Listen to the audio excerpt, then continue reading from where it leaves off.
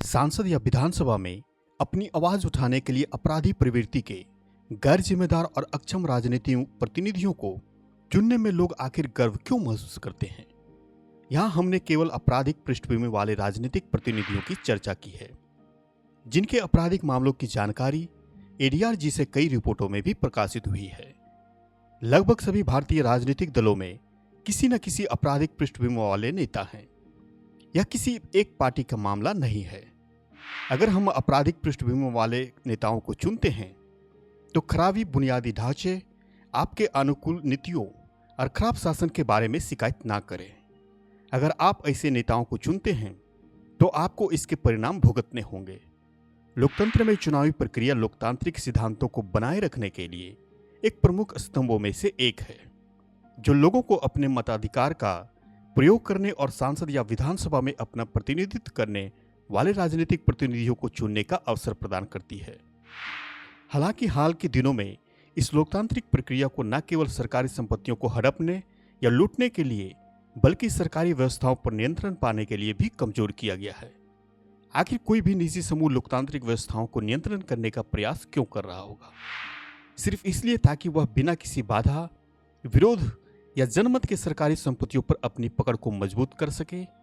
यह प्रक्रिया और तब भी घातक हो जाती है जब इस लोकतांत्रिक समाज के लोग आपराधिक पृष्ठभूमि या यहां तक कि सबसे जघन्य आपराधिक मामलों या आरोपों वाले राजनीतिक प्रतिनिधियों को चुनने का एक विशेषाधिकार महसूस करते हो।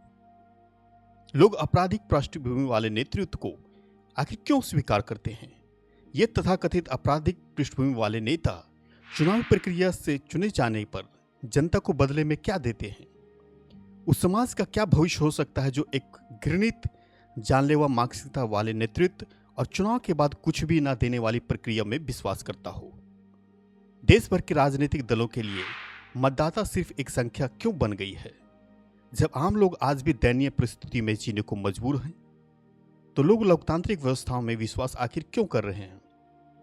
मेरा मानना है कि ये कुछ ऐसे कारक हैं जो लोगों को इन पुरानी स्थापित व्यवस्थाओं के खिलाफ कार्रवाई करने के लिए उकसा सकती है।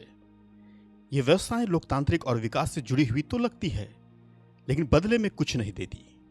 ये व्यवस्थाएं सिर्फ लोगों को यह विश्वास दिलाने के लिए बनाई गई कि यह व्यवस्था अभी भी उनकी सेवा कर सकती है और सरकार इस व्यवस्था के तहत ही चुनाव जीतने के बाद उन्हें कुछ दे सकती है। बिहार विधानसभा चुनाव 2025 दो चरणों में होने जा रहे हैं। पहला चरण गुरुवार 6 नवंबर 2025 को 121 सीटों के लिए और दूसरा चरण मंगलवार 11 नवंबर 2025 को 122 सीटों के लिए होने जा रही है। इस विधानसभा चुनाव के नतीजे शुक्रवार 14 नवंबर 2025 को घोषित किए जाएंगे। बिहार में विधानसभा की कुल 243 सीटें हैं, जिनमें अनुसूचित जाति के लिए 38, अनुसूचित जनजाति के लिए 2 और सामान्य वर्ग के लिए 203 सीटें हैं। कई राजनीतिक दल बिहार की जनता को अपने पक्ष में वोट देने के लिए लुभाने की कोशिश कर रहे हैं। इस चुनाव में एक नया राजनीतिक दल मैदान में भी उतर चुका है, जन स्वराज पार्टी, एक नया राजनीतिक दल जो हाशिए पर पड़े समुदायों के उत्थान और उनकी आवाज बनने का दावा करती है। हालांकि यह एक महज दावा है। वादे और काम कभी साकार नहीं होते, क्योंकि भारतीय राजनीतिक में ऐसे दावे चुनाव दर चुनाव दोहराए जाते हैं।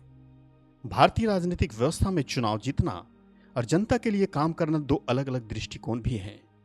भाजपा, जेडीयू, हम और लोजपा जैसे राजनीतिक दल बिहार में फिर से सरकार बनाने का दावा कर रहे हैं। वहीं विपक्षी दल 2025 के विधानसभा चुनाव जीतने के लिए जी जान से जुटे हुए हैं। हाल के 2-3 सालों को छोड़कर मौजूदा एनडीए सरकार बिहार में 20 साल से ज्यादा समय से सत्ता में है।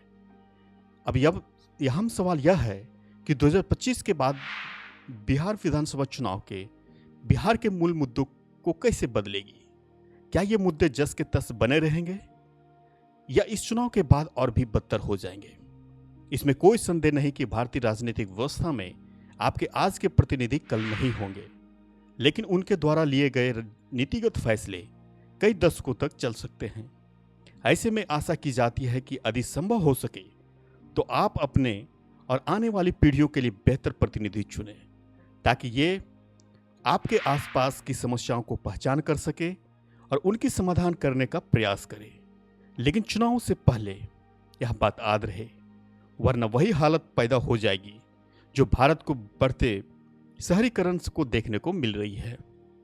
जगह जगह पड़े कचरे के ढेर, जलभराव, वायु प्रदूषण और शहरों में भीषण ट्रैफिक जाम। भारत की सरकार से यह जानकारी हासिल की जानी चाहिए कि इस वर्ष हुई भारी वर्षा के कारण भारत की कितनी प्रतिशत आबादी वास्तव में जल भराव या बाढ़ से प्रभावित हुई है, और भविष्य में ऐसी बाढ़ को रोकने के लिए सरकार जमीनी स्तर पर क्या आवश्यक कदम उठा रही है।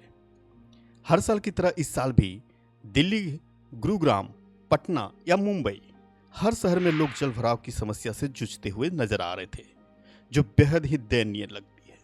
कई शहरों में आज भी ना ही किसी भी तरह की जल निकासी की व्यवस्था है और ना ही कोई विकल्प, फिर भी लाखों रुपये लोग लगाकर अपना मकान बना के रहने को मजबूर हैं, और ना ही लोग पर ज्यादा इसका कोई खास प्रभाव देखने को मिलती है, क्योंकि यह मान लिया गया है कि इससे निजात पाने में हम असमर्थ हैं। शहरों की ट्रैफिक जाम की समस्या पर क्या ही बात की जाए। उम्मीद है कि आप ही इससे निजात पाने की समस्या पर कोई बेहतर समाधान सरकार के समक्ष रख सकते हैं। अगर नहीं तो वही पुरानी नीति पर चलते रहें। बिहार विधानसभा चुनाव के सबसे महत्वपूर्ण मुद्दों में से एक एसआईआर था। इंडिया ब्लॉक द्वारा बिहार में वोट अधिकार यात्रा की शुरुआत 17 अगस्त 2025 को सासाराम से की गई, जिसका प्रमुख उद्देश्य बिहार के जनता को वोट डालने के अधिकार को अघोषित या स्पेशल इंटेंसिव रेजोल्यूशन के जरिए समाप्त करने की कोशिश को नाकाम करने की बात कही गई। इस यात्रा को इंडिया ब्लॉक के नेताओं द्वारा ऐतिहासिक बताया गया, जिसका प्रतिनिधित्व कांग्रेस के नेता और सांसद के विपक्ष नेता राहुल गांधी द्वारा किया गया, जिसका साथ आरजेडी के नेता या बिहार विधानसभा के विपक्ष के नेता तेजस्वी यादव दे रहे थे। साथ में कई अन्य राजनीतिक दल भी इस यात्रा में शामिल थे। सभी का उद्देश्य एक था कि किसी भी तरह से गड़बड़ी बिहार में होने वाली विधानसभा चुनाव में नहीं होने देनी है। इस यात्रा का समापन 1 सितंबर 2025 को पटना के गांधी मैदान में हुआ, जिसमें इंडिया ब्लॉक के लगभग सभी प्रमुख नेता मौजूद रहे। लेकिन चुनाव में गड़बड़ी की शिकायतें भारतीय राजनीति में कोई नई बात या घटना नहीं है। इस तरह की शिकायतें कई बार जनता या चुनाव आयोग के समक्ष रखी जा चुकी है। भारत की राजनीति में कुछ साल पहले ईवीएम के जरिए चुनाव में गड़बड़ी करने की बात कही जा रही थी, और अब वोटर लिस्ट में गड़बड़ी को लेकर सतर्कता बरतने की बात सलाह दी जा रही है। लेकिन आखिरकार यह मुद्दा बिहार विधानसभा चुनाव में इतनी जोर शोर से क्यों उठाया जा रहा है? क्या वाकई में वोटर लिस्ट में गड़बड़ी कर चुनाव जीता जा रहा है? अगर हाँ, तो इसकी पुष्टि कौन और कैसे करेगा? इसकी प्रामाणिकता का जांच और आधार क्या होगी? इस तरह से कई अनगिनत सवाल लोगों के मन में आज भी पनप रहे हैं। इस मुद्दे के तार विपक्ष के नेता द्वारा बेंगलुरु के कुछ चुनावी क्षेत्रों से बताया जा रहा है कि उस क्षेत्र में कई मतदाताओं के नाम, पते या फिर मकान संख्या मेल नहीं खाते, और एक घर का पता कई वोटर कार्डों पर देखा जा सकता है। यह जानकारी इंडिया ब्लॉक के उन तमाम प्रमुख नेताओं के बीच भी साझा किया गया। याद रहे, यह डिजिटल दुनिया है जिसमें क्षण क्षण की सारी जानकारी चाहे गलत हो या पाखंड से भरी हुई, दिल्ली से लेकर गांव तक और फिर पूरी दुनिया में सूचनाओं का आदान प्रदान बहुत आसानी से की जा रही है।